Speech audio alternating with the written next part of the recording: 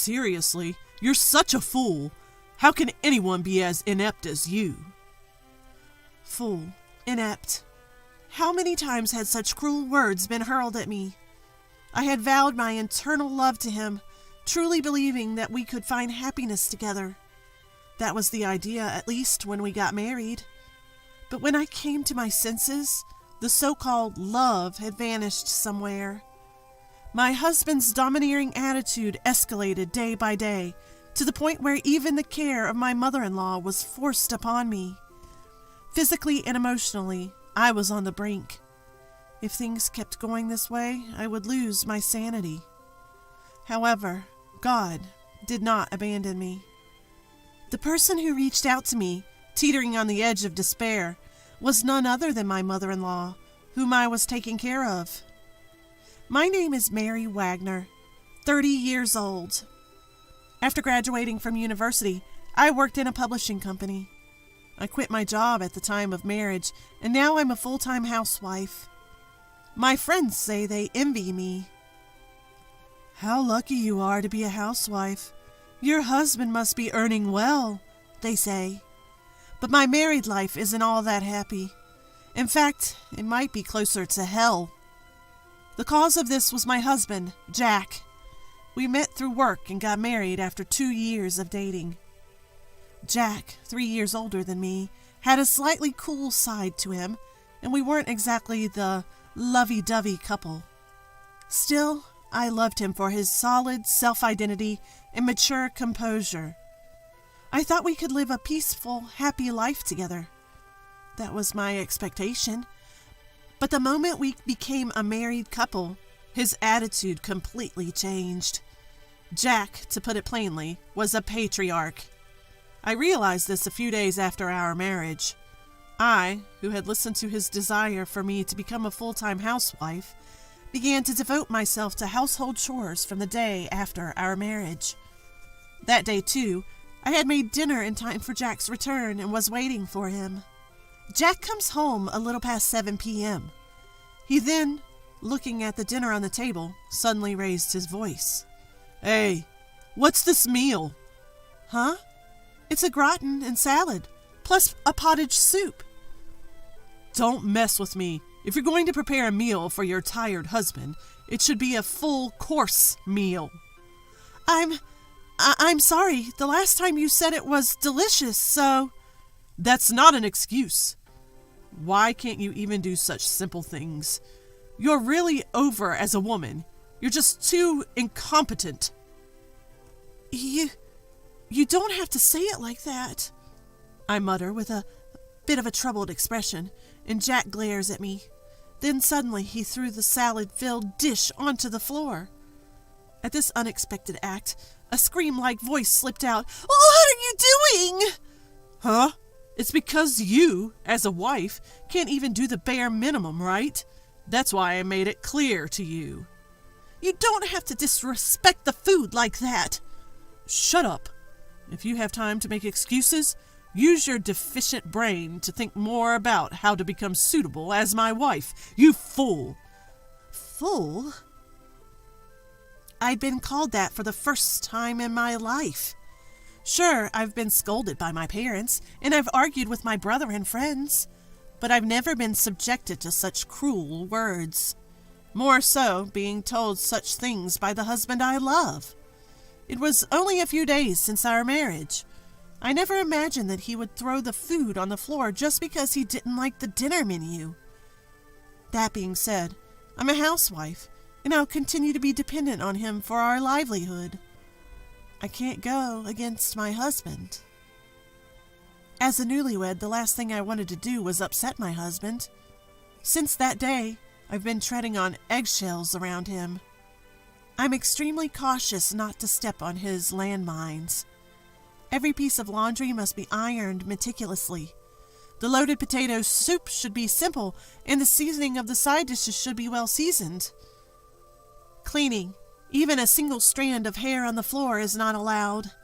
Living under such pressure, my nerves gradually wore thin. But without regard to me, his patriarchal dominance continued to escalate. Hey, this shirt has a crease left in the sleeve. Don't you have eyes? I'm sorry. I'll iron it right away. I'm leaving for work now, you know.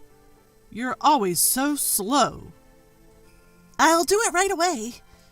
You won't have time for that. Damn, you're so annoying first thing in the morning. How much more do you need to upset me to be satisfied, you incompetent woman? I'm sorry. Really, really sorry. Whenever I made a mistake, I immediately bowed my head in apology. This was also something ordered by my husband. Depending on the severity of the mistake, the level of my apology changes. This time, I was forgiven just by bowing, but when it's really bad, I have to kneel down in apology. When my mistakes continue, he sometimes even pointedly presents me with a filled-out divorce document. It's scary how you get used to things, and if you keep living like this for a year, you start to feel like you're absolutely worthless. But I can't divorce him, not in my current jobless state. I can't tell my parents, who were so happy for our marriage, that I got divorced, especially not in such a short time span. The thought of continuing to be scolded by my husband forever filled me with despair for my future. As always, I was preparing dinner this day and waiting for him to come home. My daily routine is to finish cooking before 7 p.m. and have everything ready for him to eat at any time. As soon as the front door opens, I start laying out the food. If I don't finish by the time he sits down, I'll be forced to apologize again. My husband usually takes his seat in silence, but for some reason, this day was different. As he loosened his tie, he started a conversation with me. Mary, we're moving to my parents' house this weekend. Huh? Your parents' house? You mean your mom's place? Yeah, that's right. Have all our stuff packed by then. Why all of a sudden? Jack, you've always said that you didn't want to go back to your parents' house. In response to my probing question, his cold gaze pierced me. I instinctively shut my mouth, and after a pause, he opened his. My mother fell, and it's hard for her to live on her own now. What?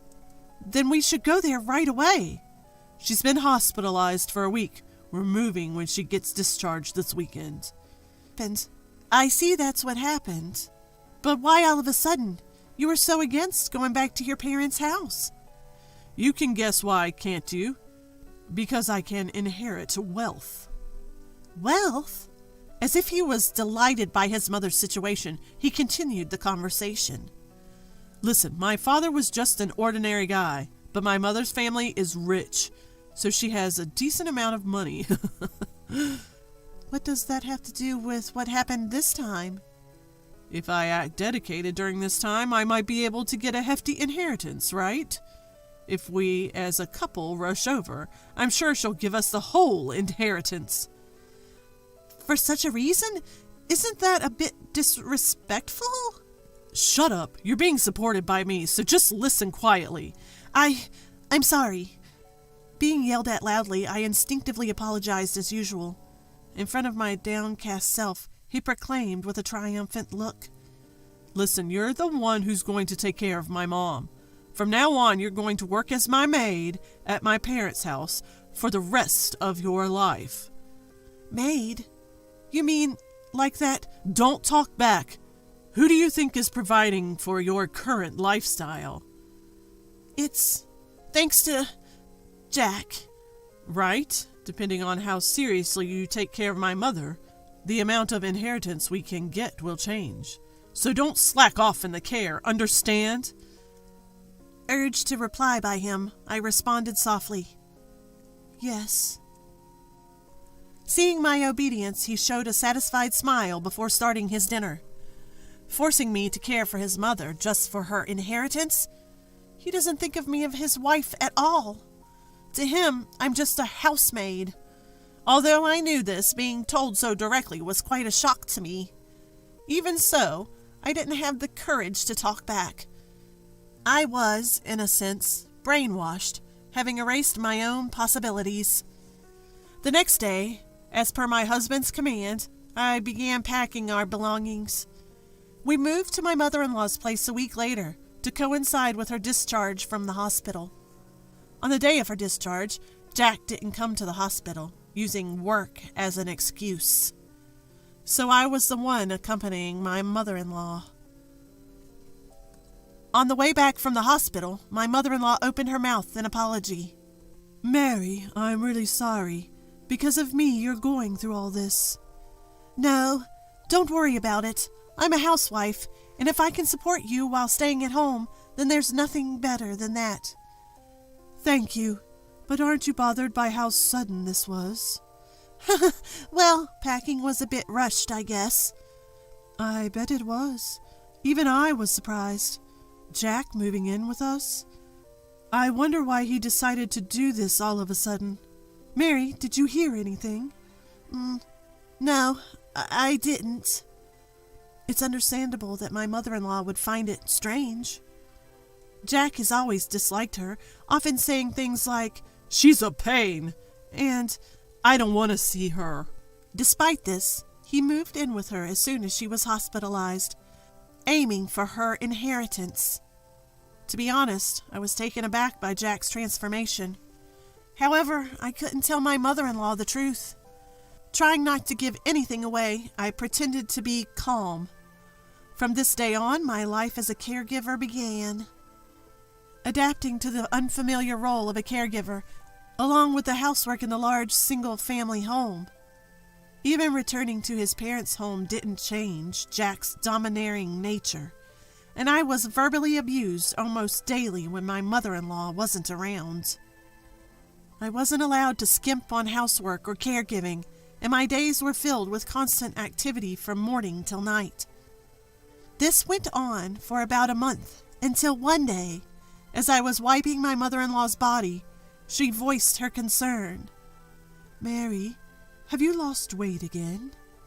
No, don't worry about it, Mother." "Are you sure? I thought the same when you moved in. You looked a lot more worn out than when you first got married." She was right.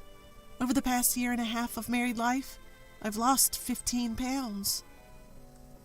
It's not that I've been skipping meals, but my appetite has certainly decreased. More than that, I don't have time to eat leisurely. My mother-in-law noticed the changes in me that even Jack hadn't. Just that fact alone made me feel a little less lonely. Not wanting to worry my mother-in-law, I forced a smile. "Don't worry about me, Mother. Just being able to have these nice chats with you every day makes me happy." "Mary, let's stop this gloomy talk. Should I wipe your other hand, Mother?" Yes, please."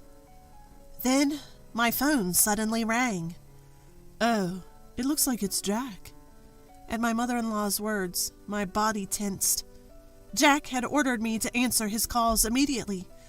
However, as I was holding a wet towel, I couldn't answer right away. But I knew if I didn't respond promptly, Jack would be furious again. Using my elbow, I managed to hit the answer button and switch the call to speaker. "Hello?" I replied. The moment I answered, a loud, angry voice came from the other end of the line. "Hey, don't mess around!" it shouted. "Why didn't you answer immediately?" I'm sorry, I was a bit occupied." "What? A maid should answer at the first ring." "But I was in the middle of something and couldn't." "Didn't I always tell you not to talk back? You're so annoying. Why are you so incompetent?" I'm sorry." "You're taking proper care of the old lady, right? The amount of inheritance depends on how well you do your job. Do you get that?" Being berated in front of my mother-in-law brought a rush of shame.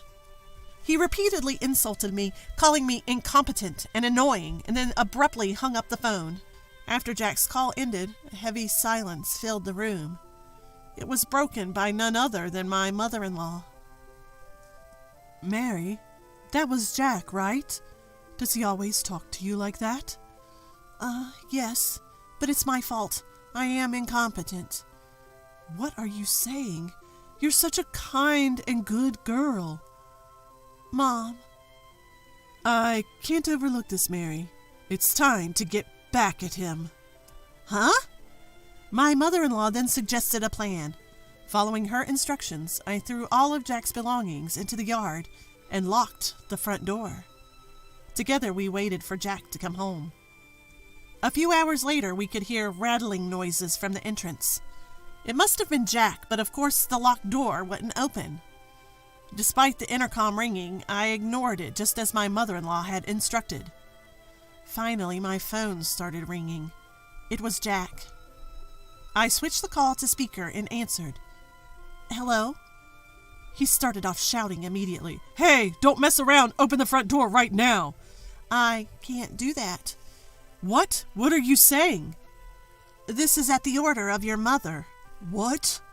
Unable to comprehend, he repeatedly shouted, Don't mess around, and open it now.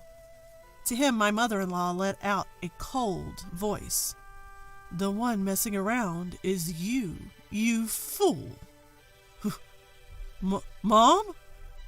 I always knew you were cold, but I never thought you'd treat your wife like this. No, that's not. I knew something was off when you suddenly moved in. To use your wife and rely on inheritance. How can you live such a shameful life? No, that's not true. What's not true? I have no intention of leaving you any inheritance. If you understand, get lost. This is my house. You will never be allowed back in. Flustered by my mother-in-law's words, Jack began pounding on the door. Through the phone, I could hear him begging, Please, do something! I have an ally, my mother-in-law. I won't be brainwashed any longer. With resolution, I said firmly to Jack on the phone, I want a divorce. I can't go on with you anymore. What? What are you saying? Shut up. I'm done being married to a man like you. I don't waste my life anymore. I won't give up on my own life. I've decided to carve out my own happiness. Don't joke around. You can't live without me. There's nothing I can't do. No matter how tough it gets, it's better than being with you. I will overcome anything. I will no longer need you in my life. I refuse to have a trash like you. I abruptly hung up the phone and blocked his contact. His yelling could be heard from outside, but it eventually changed to cries of despair. My mother-in-law reported this to the police. For his nuisance behavior, he was taken away by officers.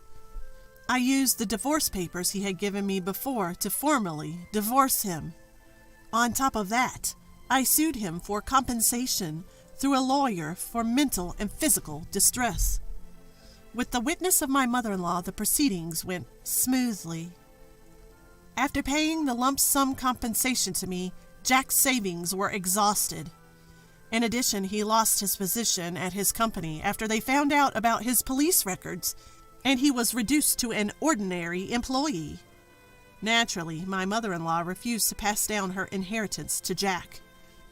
After a discussion with the lawyer, in accordance with my mother-in-law's wish to leave everything to me, it was decided that she would transfer me about $1 million per year.